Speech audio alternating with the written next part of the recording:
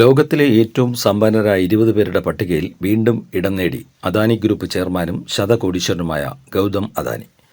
മൊത്തം ആസ്തിയിൽ 5.74 billion dollar, അതായത് 5.03 ലക്ഷം കോടി രൂപ വർധന ഉണ്ടായതോടെയാണ് പട്ടികയിലേക്ക് തിരിച്ചെത്തിയത്. ബ്ലൂംബർഗ് ബില്യണേഴ്സ് ഇൻഡെക്സിന്റെ കണക്ക് പ്രകാരം 79.7 ബില്യൺ ഡോളർ, ഏകദേശം 6.98 ലക്ഷം കോടി രൂപയാണ് അദാനിയുടെ മൊത്തം ആസ്തി. ആഗോള വിപണിയിൽ തിങ്കളാഴ്ച ഏറ്റവും നേട്ടം കൊയ്ത വ്യവസായികളിൽ ഒരാളാണ് അദാനി. ടെസ്ലയ്ക്കും സ്പേസ് എക്സ് CEO ഇലോൺ മസ്കിനും തൊട്ടുപിന്നിൽ നിലയുറപ്പിക്കാൻ അദാനിക്കായി.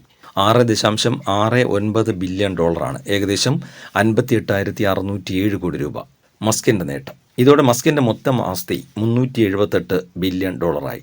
അത് ഏകദേശം 33.11 ലക്ഷം കോടി രൂപ വരും. പട്ടികയിൽ പ്രഥമ സ്ഥാനം മസ്കിനാണ്.